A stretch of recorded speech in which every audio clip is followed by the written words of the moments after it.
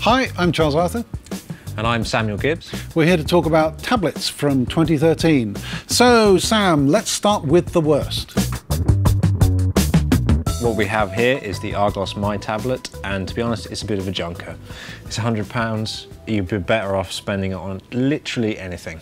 I managed to try it out in the tablet review I did recently, and I couldn't even get it to respond to a touch. No, it's really poor. OK, let's get rid of it. Goodbye. Next up, we have the Microsoft Surface. This is actually the Surface Pro from last year. They've done a new version of it, the Pro 2, although it's the same price and it looks exactly the same. It's a spec bump. It's a spec bump. This is the type cover which comes off. The thing I found about this was that it's just really heavy. And compare it to something like what I have here, which is actually the iPad Air. Even with the smart cover on, this is really heavy. It's a chunker. I mean, but that's because of its design. This is a full Windows PC in a tablet form factor. This is the tablet for the people that don't really want a tablet. What they want is a laptop with a touchscreen that you can detach the keyboard. Really, that's what it is. But for daily use, carrying this around, I think it's weighty. Yeah, it is heavy. And if you really need to have Windows in your backpack, I guess you could, but it seems like quite a lot of a sacrifice for your back. Take a laptop. This is another Windows tablet, but this runs Windows RT. This is the Nokia Lumia 2520, and it is basically Nokia's first tablet. And I mean, it is quite beautiful. I like the design of it. It is very different. If you look at the rest of the other black slates, it has character. Bit chunky. It's not as heavy as the Surface, but it's still fairly weighty, I'd say. Yes, it's weighty. Actually, it's weighty now. It's not weighty probably last year. It's about mid-weight for last year. I mean, it is solidly built, but it's running Windows RT.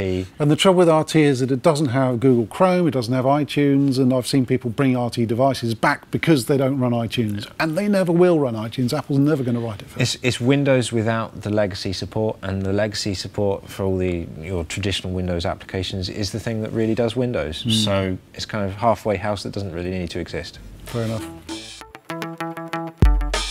Over here we have the Tesco Huddle. Yes, this was the surprise winner for me this year. It's a really good, solid budget Android tablet from Tesco. It's fast, it does generally what people need to do. It's got a decent 7-inch screen, it runs Android Jelly Bean, and I mean, it has enough ports and connections to kind of do what people need. It's available for around £120, but you can also get it for £60 worth of club card vouchers. And it looks like it'd be robust enough to give to the kids. They're not going to mind that it's a bit heavier perhaps than other models. I think it'd take a hit as well. Okay, that's quite a nice looking device. Next up here is the iPad Mini Retina. For my money, this is a great little tablet. It's a step up from the iPad Mini of last year. The thing for me that makes the iPad Mini and the iPad Air, which we'll get onto, is the selection of apps. I mean, that's one of Apple's strong points. Its app ecosystem is very well developed, and arguably more than an Android experience, especially on the tablet side. The iPad apps, people are really designing apps specifically for Apple's tablets. Although it is pricey as well, and that for a lot of people is going to be the thing that puts them off. It's the question really between going for the premium one or going for something like the Huddle. Yeah, definitely. The new Nexus 7 has a 1080p screen within a 7-inch form factor, and that really is super crisp. I don't think you really need to get any higher than that. I mean, and the screen on it is really quite good. It's got great viewing angles, it's good for sharing, that kind of thing. This one's built by Asus but controlled by Google, so they've turned the screws down on the price, and again, you can pick this thing up for about £150. The standard retail is £200, but retailers are discounting it. So rather like the sort of Nexus line of phones, it could be that Google, to some extent, is subsidising this, that it's taking a hit on the price because it's getting people to sort of buy into its services. I mean, I've used Android a long time. I found that there are little usability bugs about it, which I find troubling.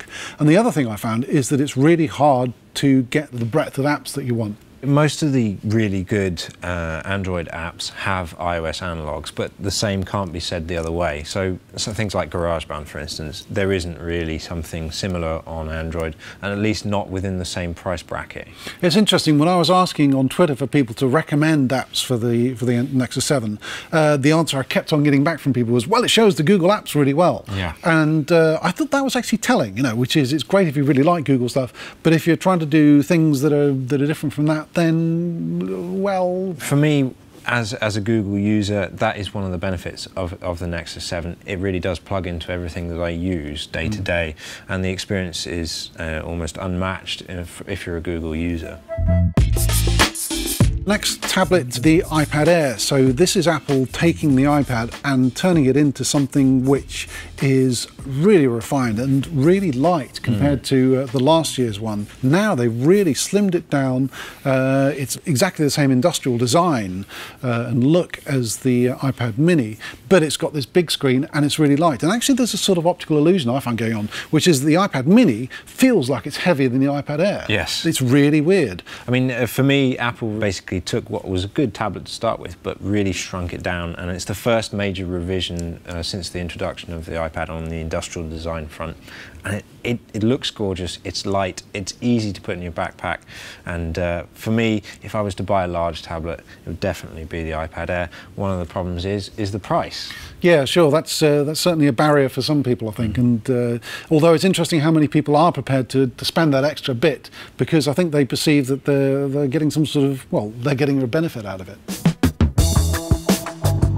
If you were choosing out of all these tablets that we've had, which one would be your pick? I'd have to say the Nexus 7. I don't think you can beat it on price.